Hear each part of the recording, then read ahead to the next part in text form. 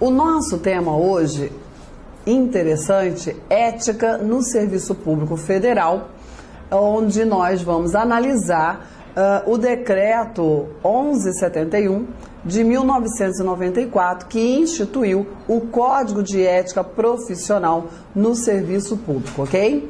Bom, esse tema, ética, é um tema muito interessante, muito importante para a vivência na sociedade. É um tema da filosofia, né? Eu não sou filósofa.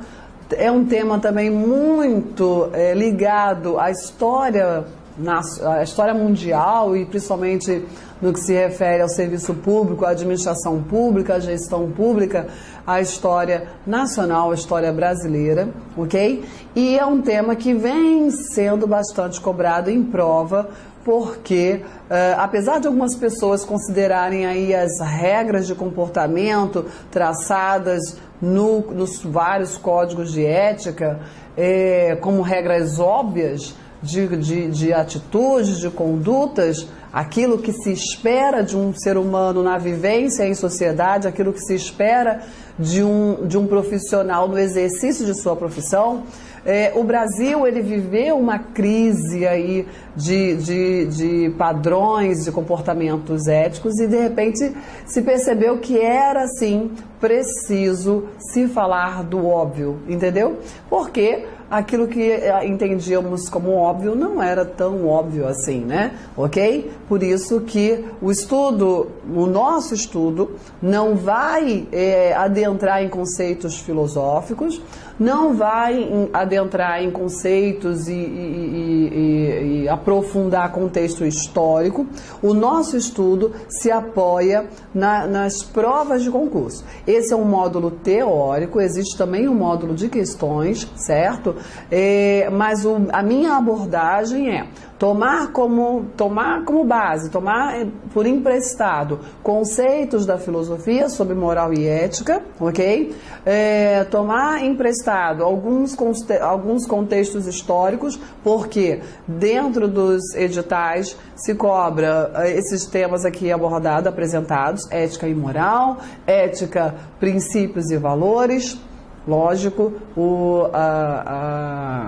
a concepção de ética está muito ligada também ao exercício, à concepção de princípios, ao exercício de valores, o ser humano como aquele que pode efetuar escolhas conscientes. Então, a ética ela está ligada ao poder de escolha, e esse poder de escolha, quem vivencia somos nós, né? Nós somos a única espécie de animal que tem essa possibilidade, a possibilidade da escolha consciente, certo? Então, a ética está ligada muito ao exercício da consciência, da liberdade humana, certo? Essa liberdade consciente. Ética e democracia, exercício da cidadania. O Brasil, a democracia brasileira, instituída pela Constituição de 88, ela vem aí de uma história, né, vem num contexto histórico, o chamado sufrágio universal, o voto, nosso voto que é tão debatido, se ainda é consciente, se não é consciente, qual é se é ou se não é, qual é a importância dessa concepção voltado para o concurso público, a ética e função pública e ética no setor público, certo? Sempre lembrando que o foco maior é a análise dos assuntos aqui abordados, principalmente dos pontos aqui que estão inseridos no decreto 1171 de 94, ok? Vamos analisar todos os seus dispositivos, sempre pensando aí na prova de concurso. Porque o meu objetivo, eu espero que seja o seu também, é que você gabarite as questões de ética na sua prova. É uma matéria muito tranquila em termos jurídicos, ok? Certo? Então, apesar de alguns alunos falam assim, Claudete, olha só, meu Deus, eu leio, escuto aulas sobre ética e moral, Aí quando eu penso que eu estou entendendo, aí eu vou lá fazer a leitura dos artigos jurídicos sobre, né, no Código de Ética Profissional e de repente tudo fica muito confuso. Sabe por quê? Porque na filosofia, ética e moral tá, lógico, tem lá, né, as divergências, mas ética e moral está muito bem resolvida enquanto conceito, enquanto, né, enquanto estudo da filosofia. Agora, quando, e lógico que esses conceitos foram utilizados pelo nosso legislador para editar os vários códigos de ética profissionais, certo? Tudo bem? O problema é que, eu sempre digo isso, não é de propósito, não é uma crítica, é fato, o nosso legislador nem sempre ele é muito didático, né? Ok? Então, muitas vezes, aquilo que o doutrinador, o historiador, o professor, o mestre, o pedagogo construiu, né? O cientista social construiu, o legislador pegou por empréstimo e deu uma emboladinha nos conceitos. E é por isso que muitas vezes a gente tem essa exata noção. Caramba, estudei, vi palestras, ouvi aulas e continua aí meio sem entender qual a diferença entre ética e moral, qual o norte, qual o caminho tomar para resolver as questões de concurso, ok? Certo? Eu trago aqui também algumas charges, alguns conceitos de doutrinadores, de professores, doutores, para nos apoiar nesse estudo. Só que, mais uma vez, reforçando que o meu foco, eu não sou filósofa, eu não sou historiadora, eu sou professora concurseira. Então, apesar do assunto ética ser um assunto estudado com maior aprofundamento na filosofia, o meu objetivo aqui é acertar a questão de concurso, ok? Fazer com que você acerte a questão de concurso. Tudo bem? Bom, você, né, está estudando para concurso, está tentando um cargo no Serviço Público Federal, você, com certeza, né, nas últimas décadas, nos últimos anos, vivenciou aí na mídia,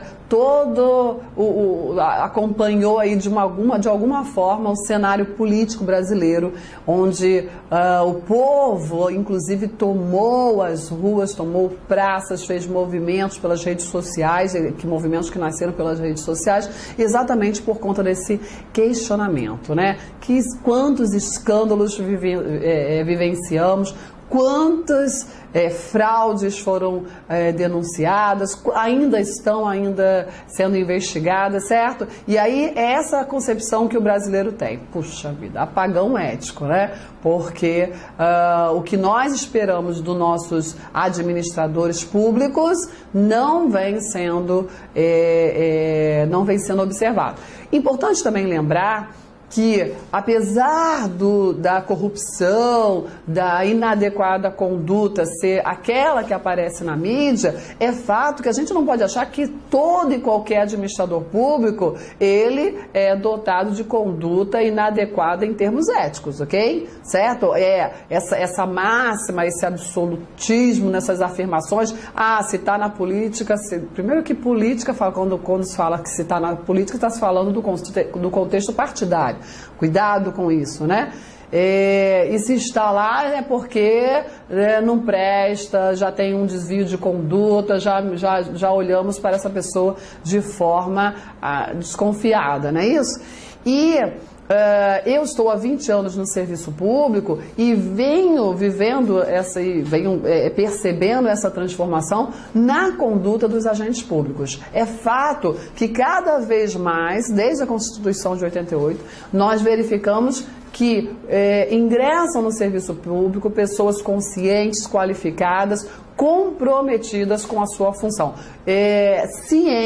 conscientes do seu papel na sociedade, ok? Certo? Então, a ética no serviço público, ela está diretamente relacionada com a conduta dos funcionários públicos que ocupam cargos públicos. Cargos públicos no sentido lato da palavra, né? Qualquer função pública, cargo público, emprego público, ok? Tais indivíduos devem agir conforme um padrão ético, exibindo valores morais como a boa-fé e outros princípios necessários para uma vida saudável no meio da sociedade. É claro que aquilo que se espera de um agente público, de um servidor público, é aquilo que se espera de um ser humano decente, probo, honesto, íntegro, humilde, não é isso? Esses são valores, são princípios que devem nortear a nossa vida em sociedade. Porque nós, seres humanos, somos essencialmente o quê? Coletivos, vivemos em sociedade. Precisamos enxergar o outro e respeitar o outro. Nessa concepção é que a gente vai encarar e analisar a conduta do agente público, ok? Moral e ética são conceitos distintos, ok? Que trazem aí grande confusão. Mário Sérgio Cortella, um filósofo, para mim o maior filósofo da atualidade, ele faz a seguinte observação. Olha só. Não, isso aqui não é um conceito do Mário, né, do Mário Cortella, mas ele faz a seguinte observação. Existe aí uma grande confusão pelos legisladores.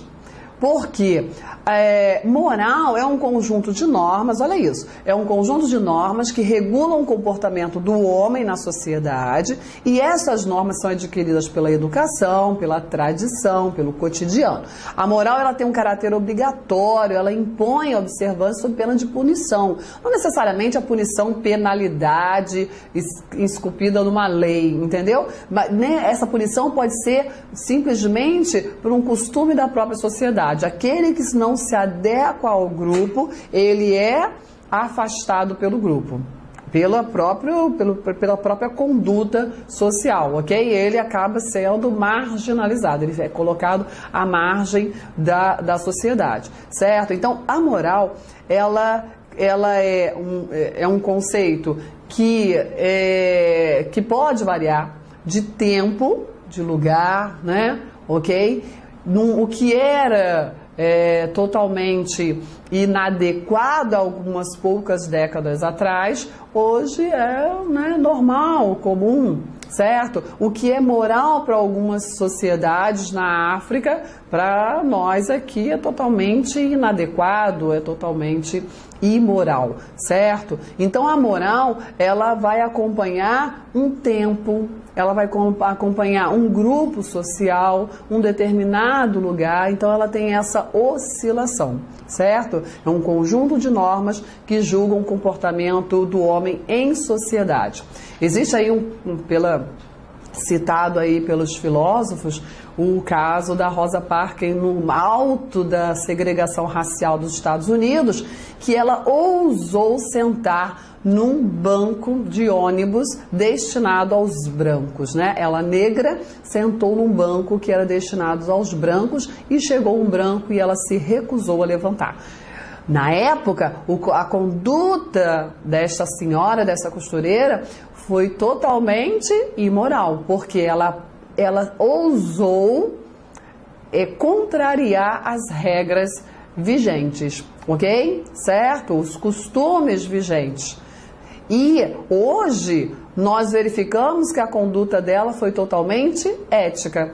A ética é uma ciência que vai refletir sobre os padrões morais de comportamento, certo? Então a ética, ela não oscila como a moral, né? E de acordo com o tempo, com o grupo e com a localidade, certo? Ela não vai oscilar, porque ela é uma ciência que vai estar sempre refletindo sobre o comportamento moral, sobre as condutas ditas morais daquele grupo, daquela época, daquela sociedade. Então, ética é um conjunto de valores que orientam o comportamento do homem em relação aos outros homens da sociedade em que vive, garantindo, outro sim, o bem-estar social. Ou seja, ética é a forma que o homem deve se comportar no meio social, mas sempre atrelada essa forma de comportamento à sua liberdade de escolha.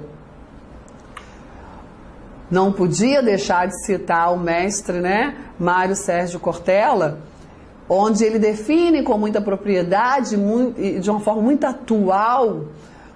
Ética é um conjunto de valores e princípios que usamos para responder a 3 grandes questões da vida. Quero? Devo? Posso? Quero? Devo? Posso? Nem tudo o que eu quero, eu posso. Nem tudo o que eu posso, eu devo. Nem tudo o que eu devo, eu quero. Você tem paz de espírito quando aquilo que você quer é ao mesmo tempo o que você pode e o que você deve, dentro da sua liberdade de escolha, ok? Então, o servidor público, no exercício da sua função, é claro que ele tem lá um rol de deveres. Além do rol de deveres, ele tem um rol de proibições, né, das vedações, ok? E um rol de direitos, é claro, nem tudo se faz de deveres e proibições. E um rol de direitos. Todas essas regras, algumas positivadas, outras não, elas precisam estar em harmonia. Claro que, no exercício da sua função, o servidor público, ele vai analisar as suas escolhas, porque nem tudo que está na lei, nem tudo que está na legislação é sinônimo de justiça, é sinônimo de conduta ética, certo? Ok? Então, muito cuidado com isso. Há bem pouco tempo, né, alguns anos atrás, foram questionados salários exorbitantes, as remunerações, os vencimentos, subsídios exorbitantes de alguns agentes públicos, que alguns agentes públicos estavam recebendo. E algumas respostas foram: não, mas eu conquistei quando vigente uma lei. Então, olha, eu realmente estou recebendo uma remuneração exorbitante, mas eu estou dentro da legalidade. Sim, é legal, mas é ético? Certo? Então é exatamente esse questionamento. O Código de Ética, ele apresenta regras deontológicas que são, né, que a deontologia, trago aqui a sua definição, pode ser entendida como um conjunto de princípios e regras de conduta ou deveres de uma determinada profissão. Então, quando se pensa em regras deontológicas, eu penso conjunto de deveres, regras de conduta, de comportamento de determinada categoria profissional. Qual é a categoria profissional aqui analisada? Agente público federal. Quando eu penso em agente público federal, eu penso naquele que está inserido no serviço público federal com a missão de executar o serviço público em prol do interesse da sociedade. Claro, não seria outra missão, ok?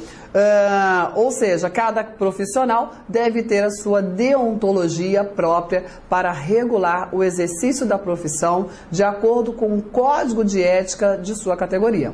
Interessante observar que o professor Cortella, ele faz a seguinte observação: olha, se ética é a ciência que estuda, né, o comportamento humano na sua liberdade de decisão dentro de um padrão moral de comportamento, na realidade o que nós temos não são códigos de ética, não deveriam ser códigos de ética, e sim códigos morais de cada profissão.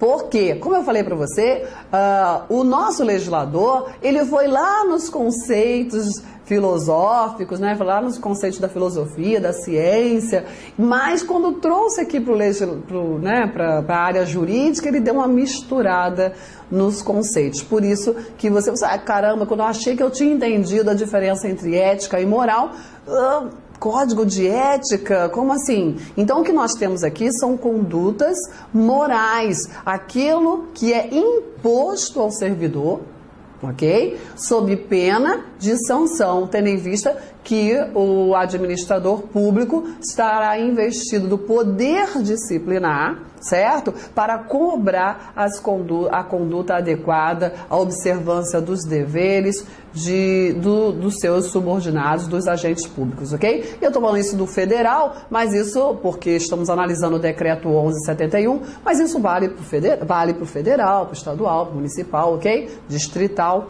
Bom, E aí, a primeira regra deontológica do Código de Ética é a seguinte: olha, a dignidade, o decoro, o zelo, a eficácia e a consciência dos princípios morais são primados maiores que devem nortear o servidor público, seja no exercício do seu cargo ou função, ou fora dele.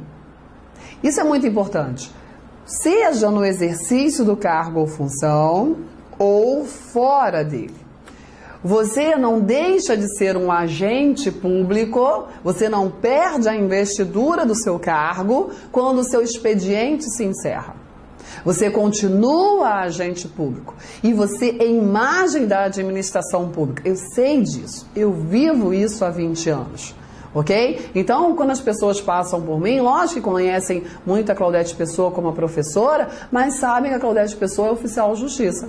Entendeu? E a sociedade espera desse agente público um comportamento adequado, né, para um agente público. Senão você, olha lá, oficial lá de justiça, olha o que ela estava aprontando, olha a conduta dela, esquisita, né? Como nós somos imagem da administração perante a sociedade a todo tempo, a nossa conduta fora do cargo também traz reflexos funcionais no que se refere ao padrão ético de comportamento, ok? Certo? Já que refletirá o exercício da vocação do próprio poder estatal. Imagina quando eu bato lá na casa da pessoa: olá, bom dia, eu sou Claudete, oficial de justiça. Lógico que eu tenho que ser simpática, um sorriso, né? Porque a notícia é péssima, raramente a notícia é boa, né? E aí, eu sou imagem da administração. Eu preciso estar ali com a exata noção que estou cumprindo uma função, ok? Um dever, mas que eu estou ali enxergando uma outra pessoa. Eu não posso, lógico, me inserir na questão, no conflito dessa pessoa. Eu não posso, por exemplo, achar que todo réu é um pilantra e que todo autor é um santo. Às vezes é o contrário, certo? Eu tenho que cumprir a minha missão. Despejo, busca e apreensão de criança, né? São duas ações, dois atos meus, do próprio do oficial de justiça, em que nós precisamos conduzir da melhor forma, respeitando a dignidade da pessoa humana, mas fazer cumprir a lei, porque nós estamos ali usando a força coercitiva estatal, fazendo cumprir uma ordem judicial, é o exercício jurisdicional que foi, né, que foi já sacramentado pelo juiz, o juiz determinou, tomou a decisão e agora é preciso colocá-la no mundo dos fatos, certo? E aí, os atos, comportamentos e atitudes serão direcionados para a preservação da honra e da tradição dos serviços públicos. Quantas vezes, né, e umas 2 ou 3 vezes, em alguns despejos, pouquíssimos foram os despejos que eu realizei, mas num determinado despejo que eu realizei, eu trato as pessoas com da melhor forma, porque não tem outro caminho, o jeito tem que sair, não tem jeito. E no final do despejo, eu saí dali com uma bela oração, né? E a pessoa me agradeceu pelo jeito que eu tratei, apesar do despejo ter ocorrido, e ainda saí convidada para o aniversário de 15 anos da neta da senhora que estava sendo despejada. Por quê? Porque ela percebeu que eu não tinha outra conduta, mas que, apesar da ordem ser horrível, né, eu cumpri a minha missão respeitando aí a dignidade da pessoa humana, respeitando a sua condição, ok? Bom, e aí, pensando nesse comportamento, também mais uma frase do Cortella, já estou abusando aqui, né, que todos os nossos administradores deveriam refletir, ter assim na sua mesa de trabalho: a finalidade do poder é servir. Um poder que, em vez de servir, é um poder que se serve, esse é um poder que não serve. Quando nós estamos investidos, nós, agentes públicos, desde o menorzinho, né, até o mais graduado, até um membro de poder. Quando nós estamos investidos de um poder, e qualquer agente investido de uma função, de um poder, eles têm que estar com esta consciência. Estou ali investido de um poder para servir ao público. E muitas vezes servir ao público significa ter um detalhe, ter inclusive uma linguagem acessível. Se eu, oficial de justiça, chego para um devedor de pensão alimentícia, o senhor está sendo citado, está sendo citado para pagar a sua dívida sob pena de ser executado. Imagina, né? A pessoa, meu Deus, instituíram a pena de morte, eu não estou sabendo, ninguém me avisou. Então, lógico que esse respeito com o outro significa dar a mensagem de forma que ele consiga compreender. Isso também é uma conduta adequada de respeito ao outro, né? Ao cidadão. Eu preciso dizer a ele, olha, o senhor não pagou sua pensão, não é isso? Pois é, o senhor precisa pagar ou comprovar que já pagou, senão pode ser dado início a um processo de cobrança e o senhor pode, sabe o quê? Ser preso, porque se pensão alimentícia o senhor sabe que dá em prisão, não é isso? Ok? Percebeu? Eu falei a mesma coisa. Mas eu consegui dar o meu recado. Não adianta usar um linguajar rebuscado, técnico, e não atender, não servir a essa pessoa com que você está lidando, com que você está atendendo, ok? Certo? Bom, para ilustrar, vou sair agora do vídeo, bem interessante essa charge, onde as relações humanas, seja na iniciativa privada ou na iniciativa pública, eu já vi isso acontecer nas relações de poder, né?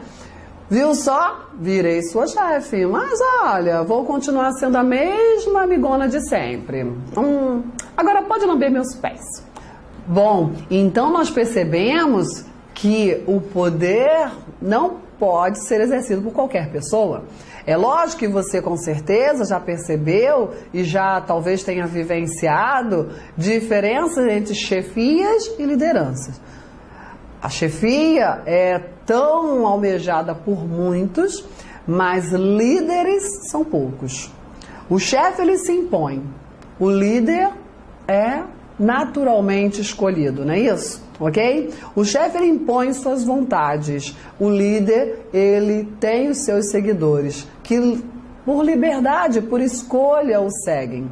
O chefe, ele é uma exigência, ele vem com várias exigências. O líder não, o líder, ele democraticamente concilia as vontades, né, as ideias e acaba naturalmente conduzindo ali aquele grupo.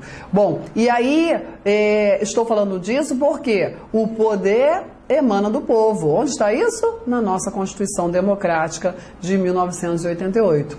É lógico que o voto é a maior expressão da cidadania democrática, não é isso? Claro, é uma conquista brasileira. Precisamos melhorar? Claro. Precisamos evoluir? Claro que sim.